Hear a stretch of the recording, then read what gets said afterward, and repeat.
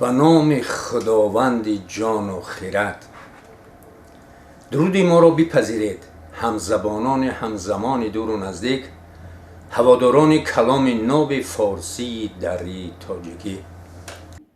شاهنامه وطن است، وطنی بیمرگی. اکنون دوام قصه سرگذشت حکیم ابوالقاسم فردوسی و سلطان محمود در کتابت مولانا زین‌الدین محمود واصفی از بدیع الوقایع. سلطان محمود چون این ابیات را شنید سخت برنجید. نقیبان لشکر را بفرمود که هر کس فردوسی را بیارد 10,000 دینارش بدهم. مدتی طلب کردند، او را نیافتند. از این سبب سلطان محمود خواجه حسن میمندی را به قتل رسانید. چون فردوسی از غزنین رفت به هری، در خانه اسماعیل وراق پسر ازرقی 6 ماه پنهان بود. چون طالبان بازگشتند فردوسی امین شد. از هری به توس آمد و شاهنامه را گرفته به طبرستان رفت پیش شیرزاد که پادشاه آنجا بود.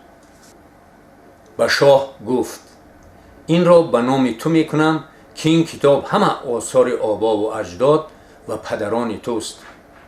شیرزاد او را بینواخت و گفت ای استاد، سلطان را بران داشتند و به شرط به عرض او نرسانیدند.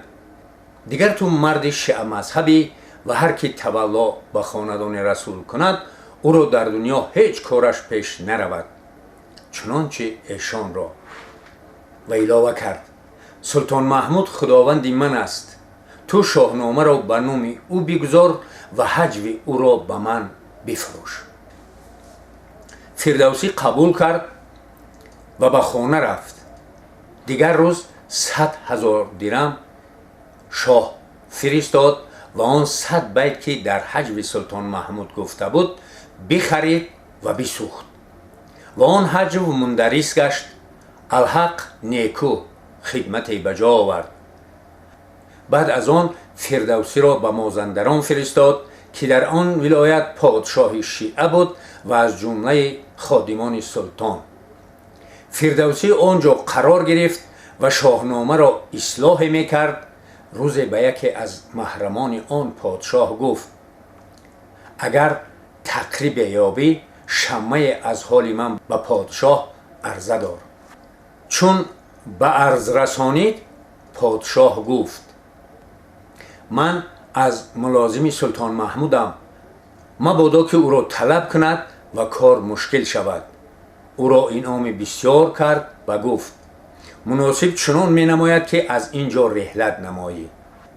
فردوسی از آنجا روی به بغداد نهاد و چون بدانجا رسید به خانه بازرگان فرود آمد و آن بازرگان به وزیر خلیفه دوستی داشت. احوال فردوسی را به وزیر گفت. وزیر به خلیفه رسانید. او را 60,000 مسخال طلا با خلعت فاخره ارزانی داشت و بفرمود که از سر فراغت اوقات میگذران و ملازم خلیفه باشد. چون سلطان محمود واقف گردید به دارالخلیفه نوشت که اگر آن قرمطی را به نزدیک من نفرستی بغداد را به زیر سم فیل بسپرم. چون نوشته به خلیفه رسید در جواب نوشت که بسم الله الرحمن الرحیم علم و رسول را باز فرستاد. چون به خدمت سلطان رسید نامه را بگشاد، به جز 3 حرف نوشته نبود. متعجب شدند که این چی رمز تواند بود. همه عقلا از حل این عاجز شدند. در آن خیل جوانی بود مراجعت کرد اگر سلطان اشارت بفرمایند من این مشکل را حل نمایم. سلطان اجازت فرمود. سپاسگزارم. جوان گفت سلطان فرموده بود که اگر خلاف مراد جواب آید بغداد را به پی فیل بسپرم.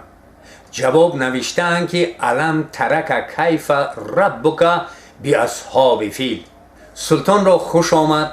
جوان را تربیت نمود. بعد از چندگاه سلطان را بغوز گذار افتاد.